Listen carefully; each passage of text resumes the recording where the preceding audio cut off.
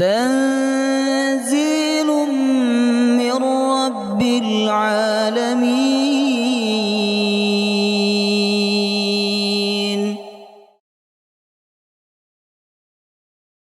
يا أيها الذين آمنوا إذا قيل لكم تفسحوا في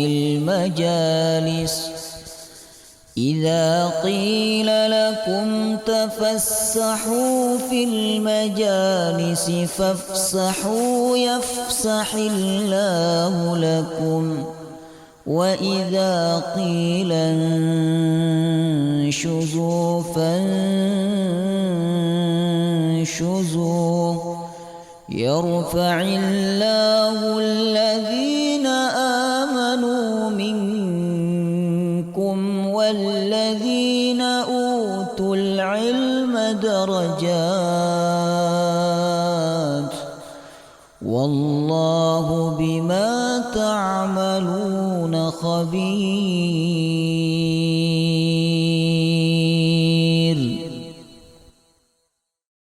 عليكم ورحمة الله وبركاته. الحمد لله رب العالمين، نحمده ونستعينه ونستغفره، ونعوذ بالله من شرور أنفسنا ومن سيئات أعمالنا، من يهده الله فلا مضل له ومن يضلل فلا هادي له. أشهد أن لا إله إلا الله وحده لا شريك له، وأشهد أن محمدا عبده ورسوله لا نبي ولا رسول بعده. اللهم صل وسلم على سيدنا ونبينا محمد وعلى آله وصحبه أجمعين. سبحانك لا علم لنا إلا ما علمتنا إنك أنت العليم الحكيم. اللهم إنا نسألك علما نافعا ورزقا طيبا وعملا متقبلا، آمين يا رب العالمين. Alhamdulillah, kita sangat bersyukur kepada Allah atas segala nikmat yang Allah berikan kepada kita semua. Nikmat yang amat sangat banyak, tidak bisa kita hitung saking banyaknya. Salah satu nikmat yang patut kita syukuri yaitu nikmat Al-Quran. Nikmat kita dimudahkan oleh Allah untuk kembali membaca Al-Quran, memahami Al-Quran, mentadabburi Al-Quran. Ini sebuah kenikmatan yang besar, jemaah rahimakumullah. Dan kita harus merasa sedang mendapatkan nikmat yang besar dari Allah ketika Allah membimbing kita semua dan anak-anak kita dekat dengan Al-Quran. Semoga Allah memberikan kita istiqamah bersama Al-Quran, amin ya rabbal alamin. Sekarang masuk juz 3 ibu-ibu, ayat 254. A'udzu billahi minasy syaithanir rajim.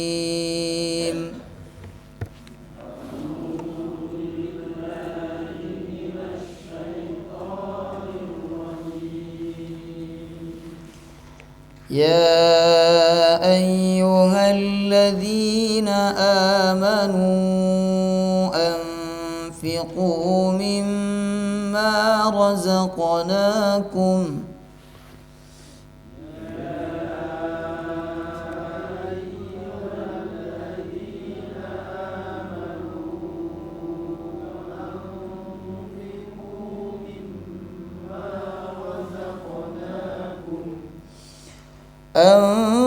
أنفقوا مما رزقناكم من قبل أن يأتي يوم لا بيع فيه ولا خلة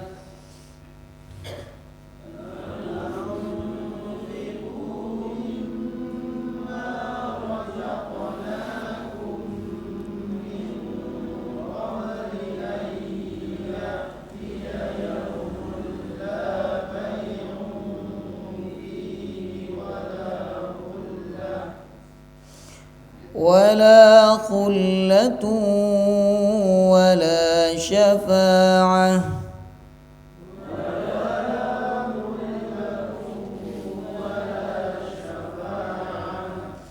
والكافرون هم الظالمون.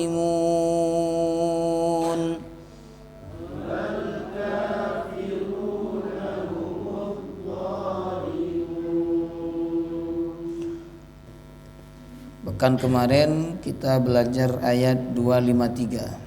Ayat ini berbicara tentang bahwa setiap rasul atau masing-masing rasul itu diberikan kelebihan sendiri-sendiri oleh Allah yang tidak dimiliki oleh rasul-rasul yang lain, ya. Kita melebihkan satu rasul atas rasul yang lain sebenarnya tidak apa-apa, Bapak Ibu. Yang tidak boleh itu adalah melebihkan satu rasul tapi menghina rasul yang lain atau merendahkan rasul yang lain. Seperti orang Yahudi. Orang Yahudi sangat melebih-lebihkan Nabi Musa alaihissalam, tapi mereka merendahkan Nabi Isa dan merendahkan Nabi Muhammad sallallahu alaihi wasallam. Ya. Makanya prinsip dalam ajaran Islam untuk umat Islam itu sebagaimana yang kita pelajari pekan kemarin, la nufarriqu baina ahadim mir rusuli. Surat apa itu? Al-Baqarah akhir. La nufarriqu baina ahadin min rusuli wa qalu sami'na wa ata'na, dan seterusnya. Kami tidak membeda-bedakan seorang pun di antara para rasul. Kalau ada kelebihan, misalnya kita mengunggulkan Nabi Muhammad, mengatakan Nabi Muhammad sebagai pemimpin para rasul, itu enggak apa-apa. Yang penting kita tetap beriman dan memuliakan rasul-rasul yang lain. Baik, sedangkan ayat 254 ini perintah yang ditujukan oleh Allah secara khusus kepada orang-orang beriman untuk infak. Secara sekilas sepertinya ayat ini dengan ayat sebelumnya tidak ada kaitannya, Bapak Ibu. Karena ayat sebelumnya bicara tentang keutamaan Rasul, kelebihan masing-masing Rasul. Lalu di ayat ini Allah berbicara tentang perintah infak kepada orang beriman, ya. Tapi ada kitab yang sangat bagus, jemaah rahimakumullah, kitab tafsir, yang mana kitab ini sering membahas munasabah. Di antaranya adalah Ad-Durrul Manthur.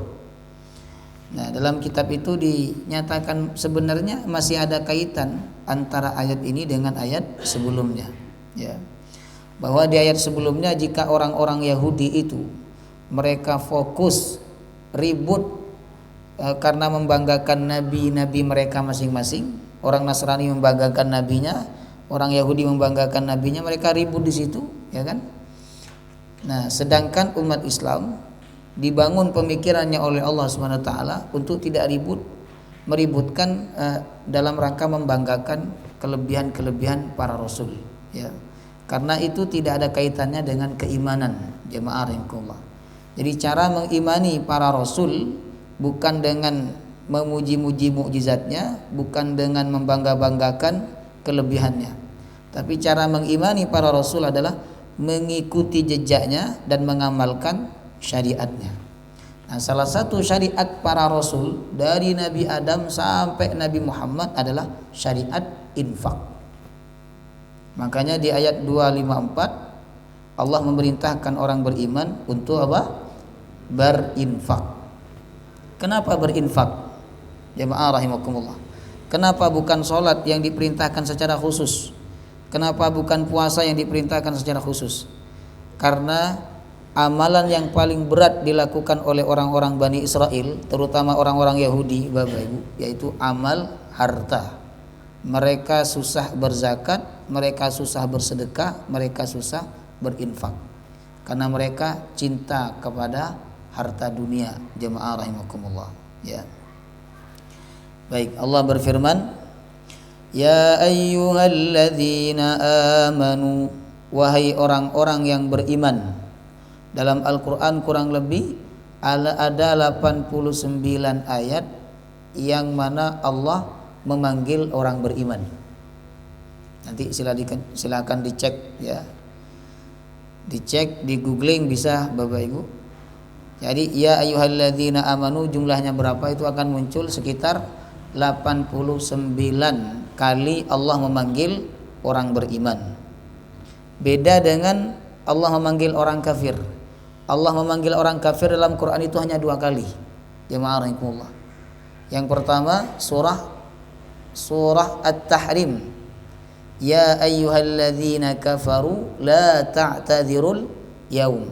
Yang kedua surat Al-Kafirun. Qul ya ayyuhal kafirun. Tapi orang beriman dipanggil oleh Allah sebanyak 89 kali. Menunjukkan bahwa Allah itu sayang. Orang itu kalau sering dipanggil Bapak Ibu menunjukkan bahwa orang itu disayang oleh orang yang memanggilnya.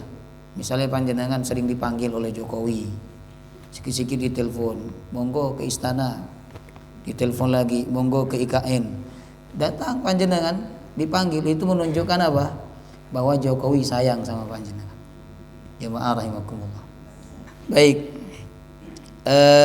jadi orang yang sering dipanggil oleh Allah, sering disapa oleh Allah, menunjukkan bahwa orang itu orang yang dimuliakan, orang yang disayang. Dan tidak ada yang paling sayang kepada kita Bapak Ibu melebihi Allah. Allah itu paling sayang kepada orang beriman. Ada seorang sahabat mengembalikan seorang anak yang diculik oleh orang kafir. Kemudian anak itu dipertemukan kepada ibunya kembali, lalu ibunya memeluk dengan erat dan menangis terharu. Maka sahabat pun ikut menangis. Ditanya oleh Rasulullah, "Kenapa kalian nangis?" Kata para sahabat, "Kami menangis karena melihat ibu itu menangis. Betapa sayangnya dia kepada anaknya." Apa kata Rasulullah? Allahu arhamu bi'ibadihi min hadhihi biwaladiha. Allah lebih sayang kepada hambanya dibandingkan sayangnya seorang ibu kepada anaknya. Jadi apapun yang menimpa kita, yang terjadi dalam kehidupan kita Bapak Ibu, yakinlah bahwa itu semua tanda sayangnya Allah Subhanahu wa ta'ala. Bahkan ada ulama mengatakan, seandainya nanti di akhirat aku diberikan pilihan antara dihisap oleh Allah atau dihisap oleh orang tuaku sendiri, aku akan milih dihisap oleh Allah. Karena Allah lebih sayang kepada hambanya dibandingkan ibu kepada anaknya. Panjenengan tahu gimana Allah menghisap orang beriman nanti di akhirat? Itu dipanggil secara privasi. Enggak ada yang tahu, jemaah rahimakumullah. Enggak ada yang melihat, enggak ada yang menyaksikan kecuali dia dengan Allah. Dipanggil oleh Allah, kemudian ditanya, ditunjukkan nih, ini catatan amal ditunjukkan. Nih kata Allah, ini dosamu. Ini dosamu. Terus ditunjuk, banyak yang ditunjuk oleh Allah SWT. Kamu berbuat dosa di ini, kamu bermaksiat ini pada jam ini dan seterusnya. Akhirnya seorang hamba yang beriman itu berkata, "Iya ya Allah, aku telah melakukan itu semua." Kemudian dia menyangka bahwa dirinya akan binasa dengan dosa-dosa itu. Tapi di ujung Allah mengatakan kepada orang beriman, "Satartuha fid dunya wa ana aghfiru lakal yaum." Aku tutupi dosamu di dunia dan sekarang aku ampuni. Subhanallah. Nah, itu sayangnya Allah kepada orang beriman. Makanya seringnya Allah memanggil orang beriman dalam Al-Qur'an menunjukkan betapa sayangnya dan betapa cintanya Allah kepada orang beriman. Termasuk di dalam ayat ini, Bapak Ibu. Ya. Ya ayyuhalladzina amanu, wahai orang-orang yang beriman, anfiqu, berinfaklah kalian. Allah memanggil orang beriman, jamaah rahimakumullah, ya. Sebelum Allah memerintahkan berinfak, ini menunjukkan beberapa hal. Yang pertama, kata ulama, untuk menunjukkan bahwa hanya orang beriman yang mau berinfak. Hanya orang yang di dalam hatinya ada iman yang mau berinfak, bersedekah, berzakat dengan hartanya, jemaah rahimakumullah. Adapun orang yang di dalam hatinya tidak ada iman, walaupun dia kaya, maka dia tidak akan berinfak. Makanya yang dipanggil dalam ayat ini untuk berinfak bukan orang kaya. Allah tidak mengatakan ya ayyuhal ghaniyun, wahai orang-orang yang kaya. Enggak, Bapak Ibu.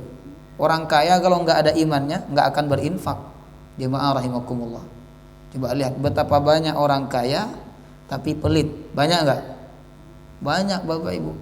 Kaya, banyak duitnya tapi pelit.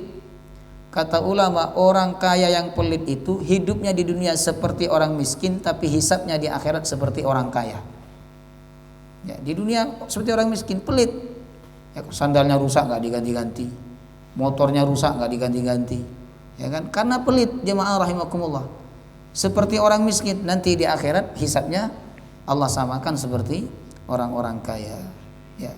Jadi walaupun orang itu banyak duitnya, kalau nggak ada iman di dalam hatinya, dia nggak akan berinfak. Makanya yang dipanggil oleh Allah dalam ayat ini, alladzina amanu, orang yang beriman. Jemaah rahimakumullah. Ya. Kemudian makna yang kedua, Allah memanggil orang beriman sebelum memerintahkan berinfak untuk menunjukkan bahwa infak itu harus dengan pendekatan iman, bukan dengan pendekatan kemanusiaan. Jadi kita berinfak itu bukan karena kemanusiaan. Kalau kemanusiaan itu kan orang-orang yang tidak punya agama, Bapak Ibu. Seperti Bill Gates itu juga punya donasi atau dana khusus untuk kemanusiaan dari perusahaannya. Tapi itu bukan atas dasar iman. Nah, sedangkan kita orang beriman, ketika kita berinfak itu dasarnya adalah iman kepada Allah. Karena kita percaya bahwa harta yang kita sedekahkan itu nanti akan menolong kita di hadapan Allah Subhanahu wa taala. Kita percaya bahwa harta yang kita infakkan itulah harta kita. Adapun harta yang kita simpan-simpan itu nanti akan menjadi harta ahli waris. Nabi pernah tanya, mana yang lebih kamu sukai, harta kamu sendiri atau harta ahli warismu? Kata para sahabat, harta kami sendiri ya Rasulullah. Yang kamu sedekahkan, yang kamu makan, yang kamu pakai, itulah hartamu. Tapi yang kamu simpan-simpan itu akan menjadi harta ahli warismu. Ya. Itulah kenapa Allah memanggil orang beriman. Jemaah rahimakumullah.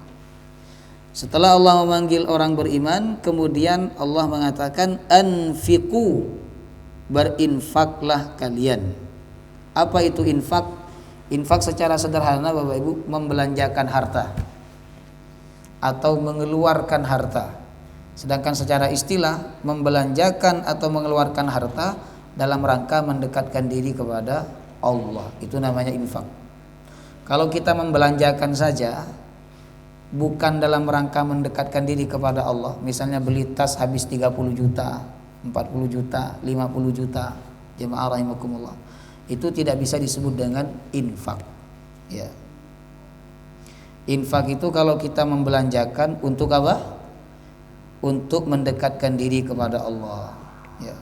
Apa bedanya dengan sedekah? Apa bedanya infak dengan sedekah? Mikir. Biar ikut mikir. Infak dengan sedekah? Bener ini, ya kan? Biasanya beliau banter tapi salah, sekarang bener ya. Ya. Jadi infak itu lebih sempit dibandingkan sedekah. Sama-sama ingin mengharapkan pahala dari Allah. Tapi kalau infak itu lebih fokus kepada harta, Bapak Ibu. Yang sejenis harta, jemaah rahimakumullah. Emas, duit, tanah, rumah, mobil, ya. Kalau kita berikan kepada masjid, berikan kepada orang lain dalam rangka mendekatkan diri kepada Allah, itu disebut dengan infak. Sedangkan sedekah ini umum. Perbuatan apa saja yang kita lakukan, yang mana perbuatan itu menyenangkan orang lain, jemaah rahimakumullah, tidak mengganggu orang lain, dan kita berharap pahala dari Allah, itu bisa disebut dengan sedekah. Termasuk juga senyum, Bapak Ibu. Senyum juga bagian daripada sedekah. Ya. Kenapa? Karena senyum itu membahagiakan orang, menyenangkan orang. Walaupun kadang ada senyum itu sinis, ya. Senyumnya cuma sebelah bibir tok. Ya kan? Nah, tapi senyum itu pada umumnya adalah membahagiakan orang. Bahagia. Saya punya buku, Bapak Ibu, itu judulnya Enjoy Your Life. menikmati hidup. Nanti bisa dicari di Gramedia. Saya sarankan panjenengan baca buku itu. Tapi bentuknya narasi, bukan kayak apa namanya, stripnya apa ini enggak. Jadi narasi terus, enggak ada seperti apa namanya, bagian kalau cara begini. Jadi enggak ada poin-poinnya, narasi. Jemaah rahimahullah. Dan bukunya bagus, ya. Kalau enggak salah ditulis oleh Syekh Muhammad Al-Arifi. Nah itu salah satu cara jemaah rahimakumullah supaya orang senang kepada kita. Kalau ketemu kita senyum kepada dia. Jadi menyenangkan hati orang Bapak Ibu nggak harus pakai duit, nggak harus. Kita bisa menyenangkan hati orang dengan apa? Senyuman, ya. Bapak-bapak menyenangkan istri tidak harus pakai duit. Bisa kita senangkan dengan senyuman, ya. Tapi senyuman nggak bikin kenyang. Ya, senyum jemaah rahimakumullah, ya. Nah, kemudian dalam buku itu dikatakan juga kalau kita ingin membuat orang senang, terus respect, suka sama kita, yaitu kita hafalkan namanya. Hafalkan namanya. Jadi kalau ketemu sebut namanya, Bapak Sigit, gimana kabarnya Pak, gitu. Jadi orang akan respect, senang kepada kita. Yang ketiga, jemaah rahimakumullah, dalam buku itu adalah kita responsif. Jadi kita respon, Bapak Ibu. Respon itu kalau orang bicara kita respon, kita kalau dia membawa sesuatu kita puji. Misalnya dia baru beli tas mahal kan, dibawa ke pengajian. Itu kan supaya untuk dipuji. Ya, sudah lihat tas mahal, dipuji aja, Masya Allah tasnya bagus banget. Nah, maka orang itu akan senang sama kita. Jemaah rahimakumullah. Puji-puji aja, tapi hati-hati dengan orang memuji. Biasanya meminjam duit gitu. Nah, maka Bapak Ibu jemaah rahimakumullah, sedekah itu umum, sedangkan infak khusus yang berkaitan dengan harta, jemaah rahimakumullah, ya. Kemudian Allah mengatakan, anfiku, berinfaklah kalian, mimma razaqnakum, dari apa yang kami rizkikan kepada kalian. Subhanallah. Orang beriman itu tidak boleh berat untuk berinfak, Bapak Ibu. Kenapa?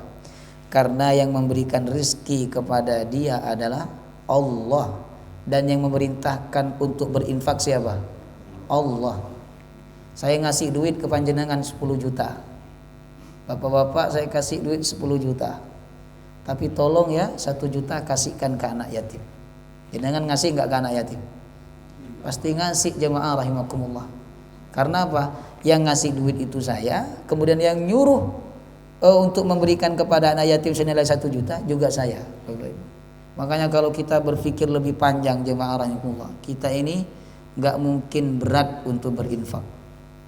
Cuman karena kita pikirannya pendek, kita merasa harta itu kita yang dapat karena kerja keras kita, karena keahlian kita, karena usaha kita. Kita merasa memiliki, dan kita merasa bahwa tidak ada siapapun yang mendatangkan harta itu kepada kita kecuali karena kerja keras kita.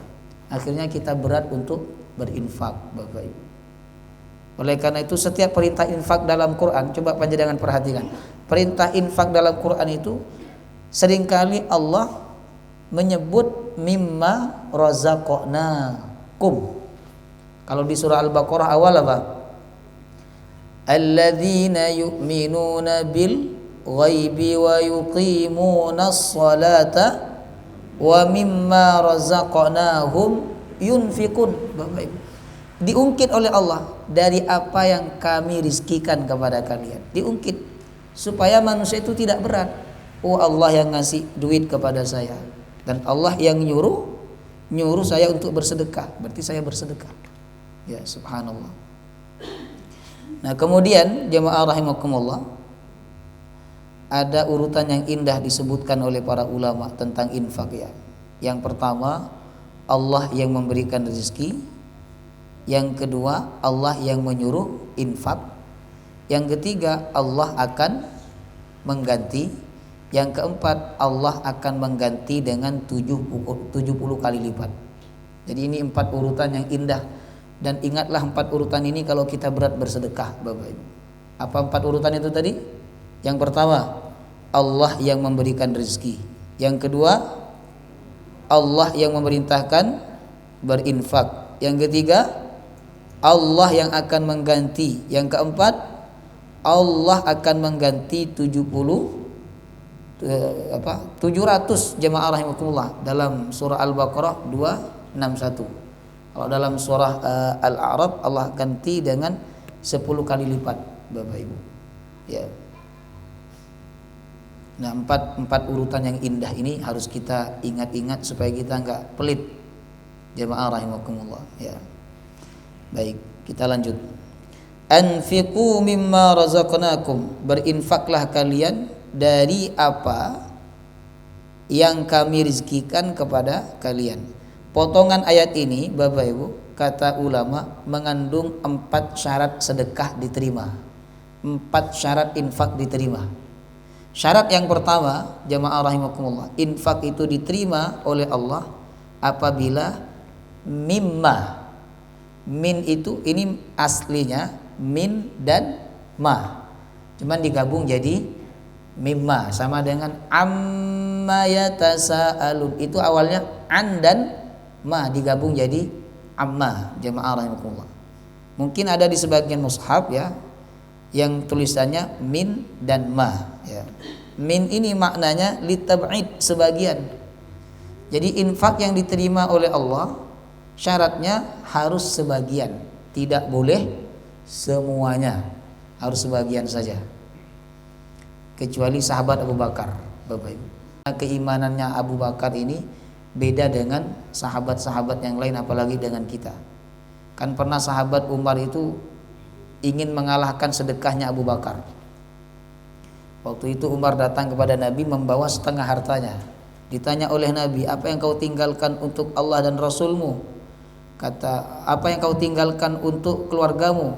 Kata Umar, aku tinggalkan setengahnya ya Rasulullah. Lalu tak lama setelah itu Abu Bakar datang membawa seluruh hartanya, Bapak Ibu, dan kelihatan lebih banyak dibandingkan Umar. Ditanya oleh Rasulullah, apa yang kau tinggalkan untuk keluargamu? Kata Abu Bakar, aku tinggalkan Allah dan Rasulnya. Jadi nggak disisakan sama sekali buat keluarganya. Nah, kita berada di imannya siapa? Imannya Abu Bakar apa imannya Umar? Umar masih luar biasa, karena setengahnya. Jadi kalau punya duit 100 juta, 50 disedekahkan. Itu imannya Umar. Kalau imannya Abu Bakar, 100 juta itu dihabiskan semua, Bapak Ibu.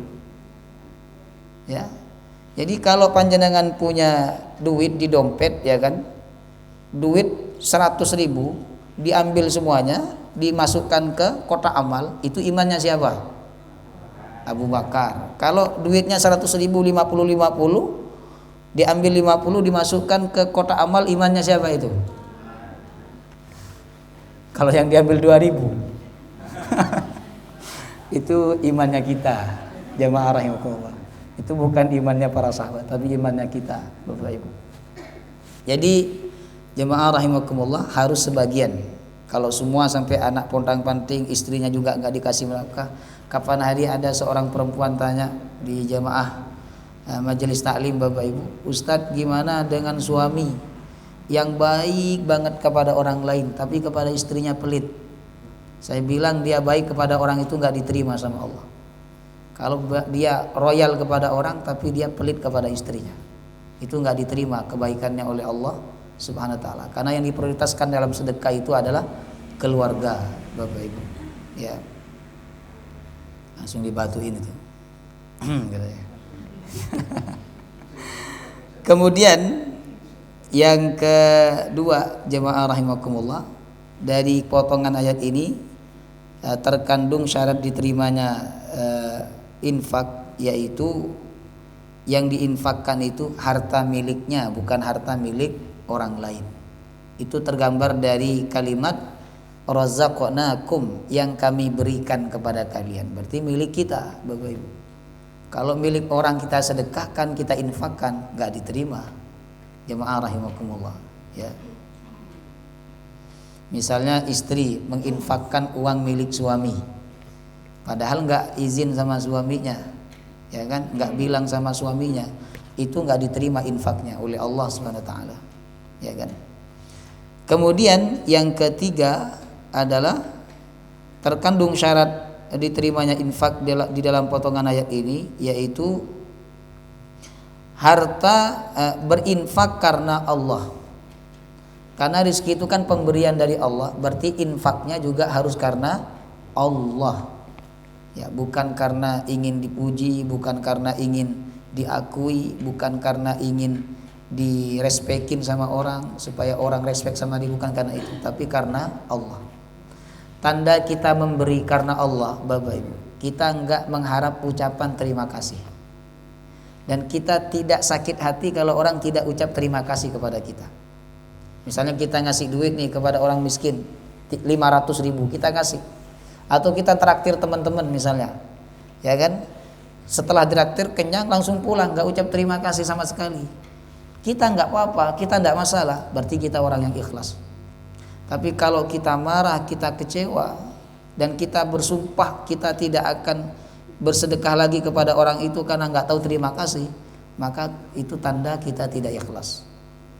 Allah mengatakan dalam surah Al-Insan, innama nut'imukum liwajhillahi la nuridu minkum jazaan wala syukura.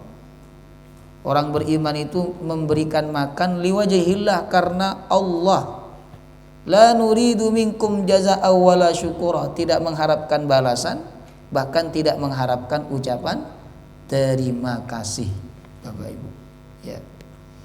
Itu syarat yang ketiga.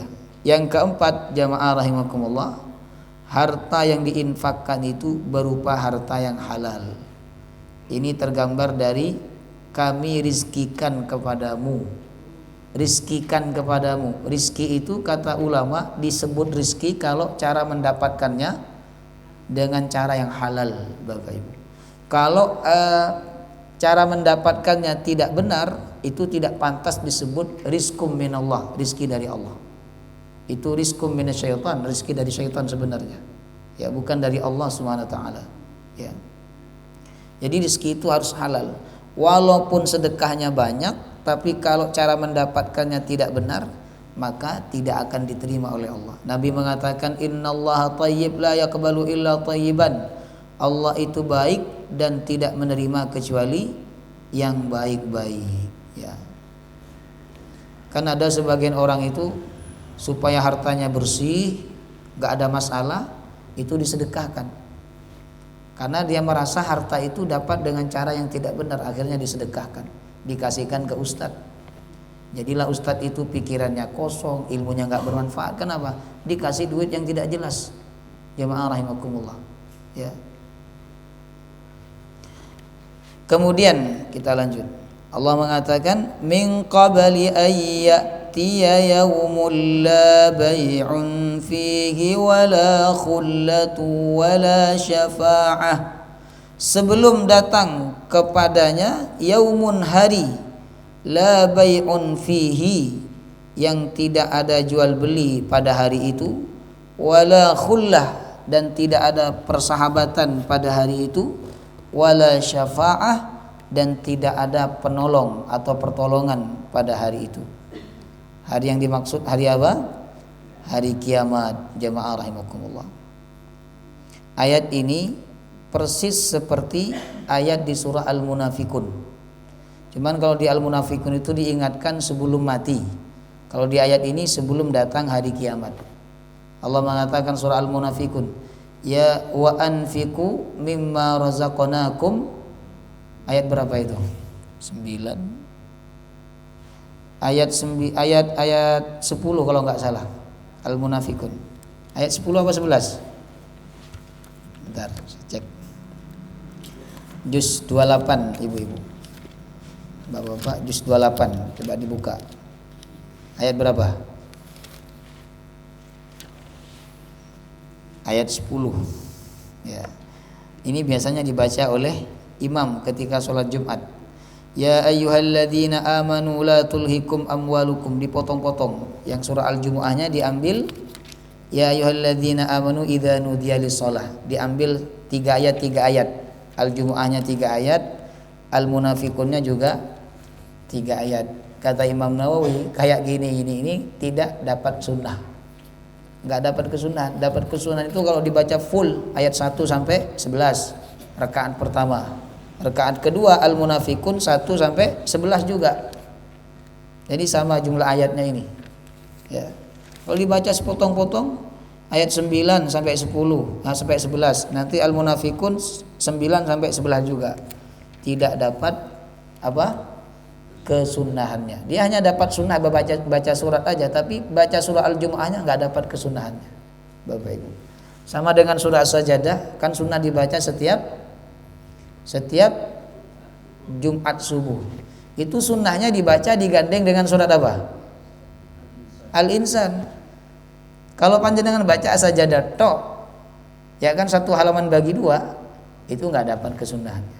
Yang dapat itu rakaat pertama As-Sajdah, rakaat kedua Al-Insan. Jemaah rahimakumullah. Tapi kan panjang. Orang akan lari ke masjid sebelah, Bapak Ibu. Itu ada kasusnya di sini, orangnya ada. Jadi karena imamnya itu lama, jemaah rahimakumullah, akhirnya pindah ke masjid sebelah. Kebetulan sebelah itu imamnya pendek.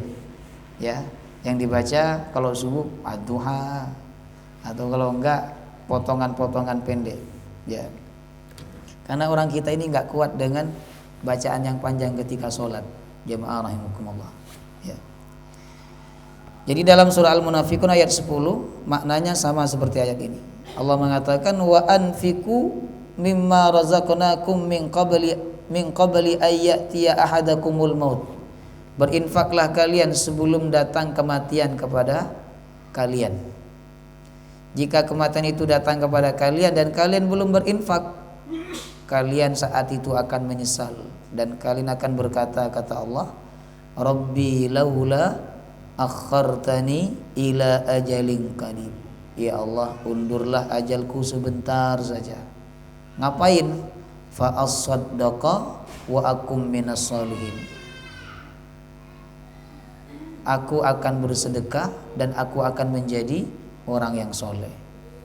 Itu penyesalan orang yang mampu bersedekah tapi tidak bersedekah, mampu berinfak tapi tidak berinfak, Bapak Ibu. Ya kan? Ketika mati dia minta diundur sebentar aja. Ya Allah, aku punya duit di sana, aku infakkan. Aku punya mobil, aku infakkan. Aku punya tanah, aku infakkan. Ya. Maka selagi kita ada waktu dan ada kemampuan, berinfaklah jemaah rahimakumullah. Ya. Sebelum datang yaumun, hari, la bai'un fi, tidak ada jual beli pada hari itu. Sekarang kita masih bisa jual beli, Bapak Ibu. Kenapa Allah sebut jual beli? Karena pekerjaan utama orang Arab itu apa? Berdagang, jemaah rahimakumullah. Berdagang.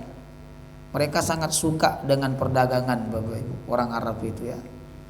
Makanya Allah mengatakan berinfaklah kalian dari hasil perdagangan kalian itu sebelum datang hari di mana kalian tidak lagi bisa berdagang, di mana kalian tidak lagi bisa jual beli.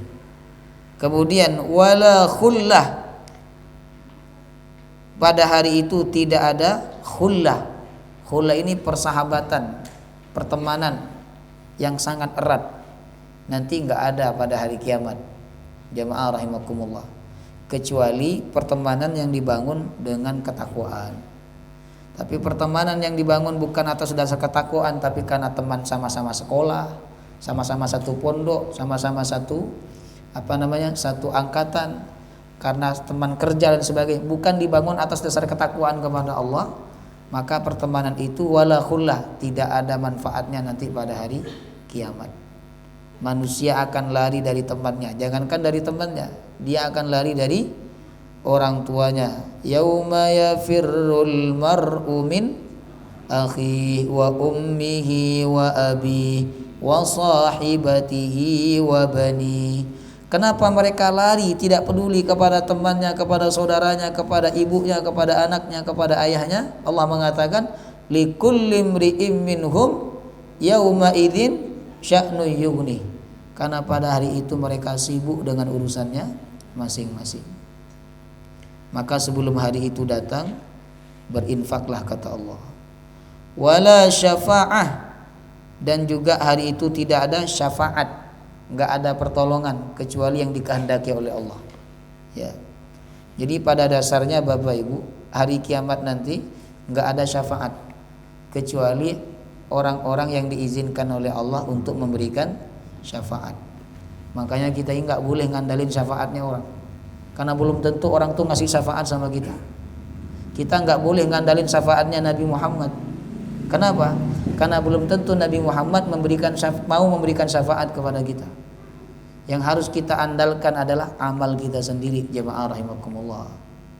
Kita nggak boleh juga ngandalin nasab. Sekarang lagi ribut masalah nasab. DPR pun juga berkomentar masalah nasab, Bapak Ibu. Padahal nggak ada manusia itu selamat karena nasabnya. Jadi kita nggak boleh mengandalkan syafaat dari orang tua kita, dari teman-teman kita, walaupun mereka nanti juga bisa memberikan syafaat bila mereka soleh. Tapi jangan kita mengandalkan itu. Yang harus kita andalkan adalah amal soleh kita sendiri, jemaah rahimakumullah. Wal kafiruna humudz zalimun, dan orang-orang kafir mereka adalah orang-orang yang zalim. Jadi orang yang paling zalim itu orang kafir. Mereka dikasih hidup oleh Allah, dikasih rizki oleh Allah, tapi mereka ingkar kepada Allah. Wallahu ta'ala a'lam bishawab. Indakum soal, ada pertanyaan? Silakan. Nah, kalau sudah dikasih tidak harus izin. Yang penting udah dikasih ya, bukan dititipi. Beda dikasih dengan dititipi. Kan ada laki-laki itu keuangannya dipegang istrinya. Semua keuangannya itu dipegang istrinya. Kenapa? Supaya istrinya tahu keluar masuk uang ini kemana. Ya kan, takut ada uang keluar tapi besar dan tidak tahu kemana itu. Kan mencurigakan, maka dipegang sama istrinya. Nah, kalau uang itu hanya dititipkan kepada istri, lalu istri menyedekahkan atau menginfakkan tanpa sepengetahuan suaminya, itu tidak diterima oleh Allah, dan itu termasuk mencuri, Bapak Ibu. Termasuk ghosab, itu mencuri, jemaah rahimakumullah. Ya, mengambil hak orang lain tanpa izin. Tapi kalau uang itu udah dikasih sama suaminya, dikasih per bulan misalnya 10 juta. Bulanan 10 juta. Ya. Nah, maka mau dipakai apapun uang itu tidak perlu izin lagi kepada suami. Mau dikasihkan ke orang tuanya, mau dikasihkan kepada anak yatim, tidak wajib izin. Karena itu sudah menjadi harta sah milik panjenengan, ya. Ada lagi? Silakan. Ada itu titipan dari suami, diinfakkan. Karena suaminya nggak ada, setelah suaminya datang ngomong, tadi Oh, infak dulu baru ngomong. Biasanya seperti itu.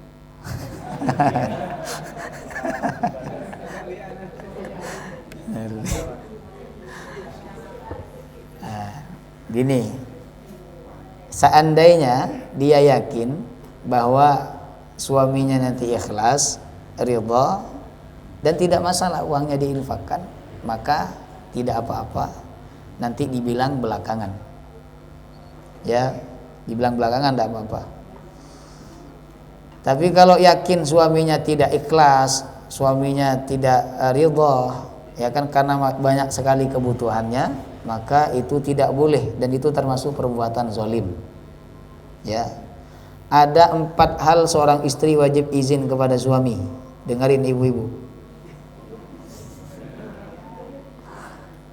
Yang pertama, ketika panjenengan mau memasukkan orang laki-laki atau perempuan ke rumah panjenengan, ke rumah suami, izin dulu sama suami, walaupun perempuan. Apalagi kalau suami ada di rumah. Justru yang harus izin itu kalau suaminya ada di rumah. Kalau tamu perempuan, kalau tamu laki-laki, suami tidak di rumah, itu tidak boleh dibukakan, dipersilakan. Kenapa? Karena khawatir suami terganggu dengan tamu itu, sedangkan suami membutuhkan panjenengan, ibu-ibu.